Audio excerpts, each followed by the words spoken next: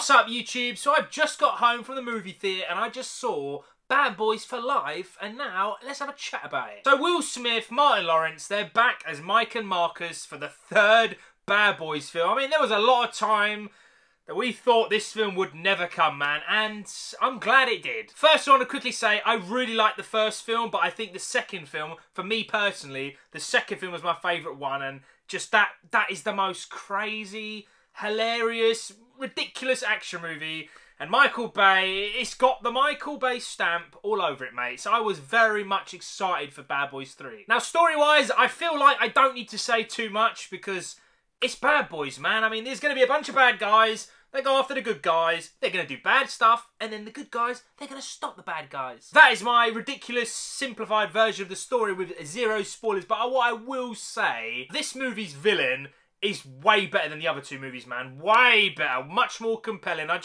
I love a good villain, man. If you've been subbed to me for a while, movie villains are like the most important thing for me. And yeah, the villain in this movie, it's pretty damn good, man. Also, the whole, like, bad people and the story is much more compelling and emotional than I ever thought it was going to be. I mean, I'm not going to go into details because I want you guys and girls to go in totally fresh. And as always, there's going to be no spoilers, but the story, it got me, man. It was pretty emotional, and I appreciated it a lot. With the story out of the way, let's talk about Will Smith and Martin Lawrence.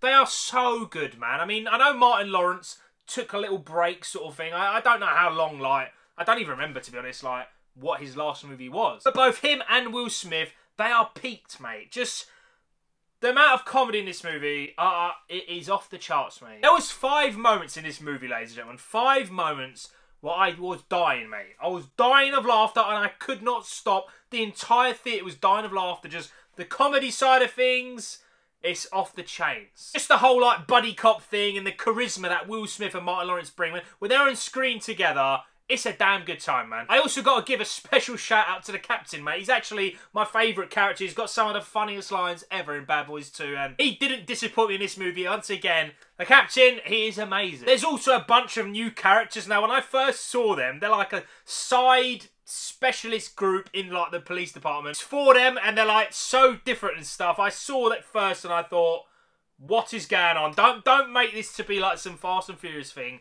Please, mate. But they are very much side characters. And there's one guy, the tech guy, he is amazing. So yeah, the story was way more compelling than I thought. All the cast did a great job. Now let's talk about the action, man. It's very good, but it's not as good as the second one, man. Just Michael Bay, when he directed the second movie, he went all out, mate. That highway chase, that is so OP. I mean, there's nothing like that in this movie at all, mate. In fact, if you didn't know, Michael Bay actually didn't direct this movie, but you can tell, man, you can tell the directors are trying their best to be Michael Bay. It's, like, really weird, and you'll know when you see it. Like, it's trying to be Michael Bay, just toned down a little bit. It does work for the film, because obviously Mike and Marcus are much older now. But I just wish, like, the action was that proper high-octane level that Michael Bay brings. I mean, the action isn't bad. It's very, very good, mate. The guns, the shooting, and the kills, I mean, oh my days, mate. This is rated R or rated 15, wherever you're from. Depending on where you're from, sorry. But the kills, they are proper gory, man.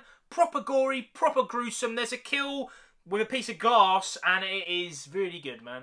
I loved it. My last negative is a little strange, man. I mean, I don't know what the budget was for this movie, but there was a few moments where I was like, wow, that is bad CGI, man. There's a straight-up scene, which I'm not going to spoil, but it's in a car.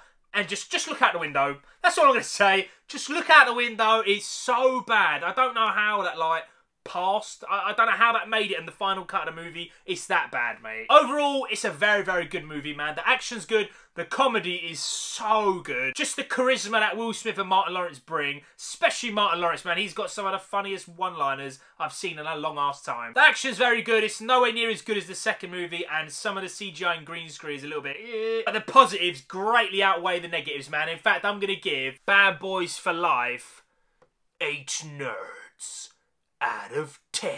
Ladies and gentlemen, that is my movie review for Bad Boys 3. Have you seen it? Are you going to see it? Please do let me know in the comment section below. Thank you all so much for watching. I will see you in the next one. In fact, I'm about to record Doolittle. Thank you all so much for watching. Remember, you will subscribe.